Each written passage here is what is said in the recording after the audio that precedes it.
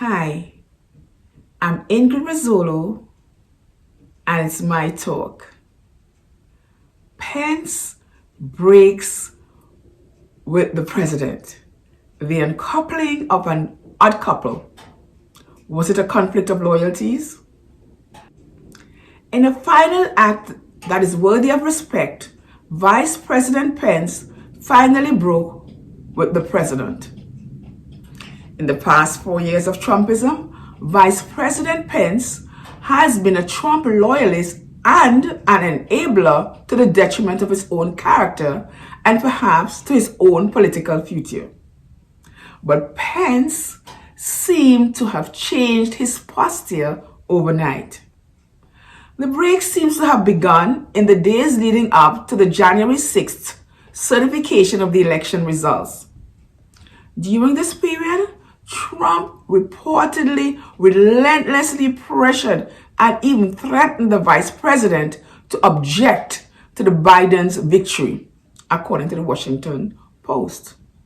There was even a lawsuit filed against the vice president to this end. Months prior to the January 6th certification of the elections, states had already tallied the votes and Joe Biden was declared the winner of the U.S. elections. January 6th was therefore supposed to be a mere formality as Congress met in joint session to certify the votes as laid out in the Constitution. Well, everyone, with the exception of the president, knew that the procedures was merely ceremonial. But like a petulant toddler, he erroneously griped that he was robbed of the election all the way to January 6th. He was hoping to wish it all away to the point that he was willing to create an unconstitutional role for the vice president. It could not be that the presidential advisors and aides forgot to communicate to their boss that in the certification process, the vice president's role was to preside over rather than to decide election outcomes. Had President Trump received the memo, he would not have insisted in a tweet that the vice president has the power to reject fraudulently chosen electors. What do you think? Under pressure, Pence repeatedly explained to Trump that he could not overturn the results. In the midst of mounting pressure, Pence explained again repeatedly that the presidency belongs to the American people, that vesting the vice president with unilateral authority to decide presidential contests would be antithetical to the system and balances between the governments designed by the framers of the Constitution. But Trump was adamant that Pence could. And Mike Pence, I hope you're going to stand up for the good of our Constitution and for the good of our country. And if you're not, I'm going to be very disappointed in you. Really, I think that President Trump was daring Vice President Pence, as he had done many times before, to choose between loyalty to the Constitution and loyalty to President Trump. But Pence was at fault. He had set a dangerous precedent as he had chosen loyalty to the president over the integrity of his values over and over before. Trump accordingly expected more of the same from his vice president. This time, however, Pence was hesitant to play the game. Why? I wonder. Why now, when he had set himself up as one of the president's men? He had set himself among the breed of men who chose loyalty to Trump at the cost of their own integrity. Now the president was confident that he could set up Pence to violate the Constitution to certify the lie that would ensure the emperor was covered to hold on to power. Pence refused to do so. Indiana Governor Mike Pence is responsible for presiding over the joint session of Congress. Despite pressure from the president, Pence said he had no power to overturn the results. The fault lay not in the stars, but in Pence's failure to be assertive. Pence had failed to be assertive too many times in the past. One fails to be assertive when one is not sure of one's values, when one is pressured to go with the crowd. Individuals fail to assert themselves out of fear of being rejected or criticized or being misunderstood. The desire to avoid conflict or to be well liked are also contributors to the lack of assertiveness. One may argue that the vice president is an adult. I have long concluded that adult is an ambiguous term that could be better defined in the phrase older children. Pence's failure was that of failing to set boundaries at the outset of the Trump-Pence relationship and maintaining those boundaries. There are more questions than answers. Again, we ask ourselves, why would the break occur now when they are both on the home stretch of the Trump presidency? However, Trump excoriated Pence on Twitter because he said he did not act to decertify the election results.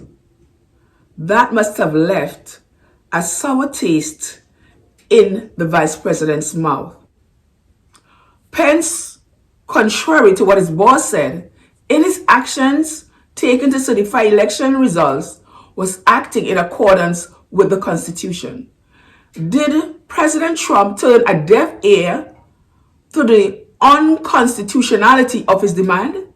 To his credit, this was one time when the vice president did not give deference to his boss. Again, we ask, why now? It seems though that throughout Trump's years, Pence always depreciated himself in favor of the Trump. What had happened to halt this trend? Did integrity and conscience resurface and reasserted themselves? In 2016, Pence called Trump a winner and a man who never backs down. He explained away Trump's remarks as often being made in the heat of the moment and Trump's style as a result of his New York roots. Trump's insults made on the campaign trail were merely mischaracterizations and statements taken out of context. Pence blasted the irresponsible rhetoric from people who have downplayed the seriousness of the US coronavirus outbreak. I think this is the way he really felt. But after Trump told a crowd of supporters that the coronavirus was Democrats' new hoax to use against him, Pence capitulated and regurgitated Trump's views that the pandemic was a hoax. So he's always, despite his personal views, capitulated towards what the president believed. Up to January 5th, 2021, Pence was extolling the Trump administration's response to COVID-19, praising the jobs regained and the vaccines rolled out, and contending that America is nearing the end stage of the pandemic. On that same day, about the voting in Georgia, Pence said, referring to multiple loyalists, and he said, if you don't vote, they win, meaning the Democrats. In these two last instances, on the 5th, Pence was loyal to his party and his president, as was to be expected. I am puzzled that after playing political gymnastics for 4 years, Pence finally breaks with his demanding leader autocrat.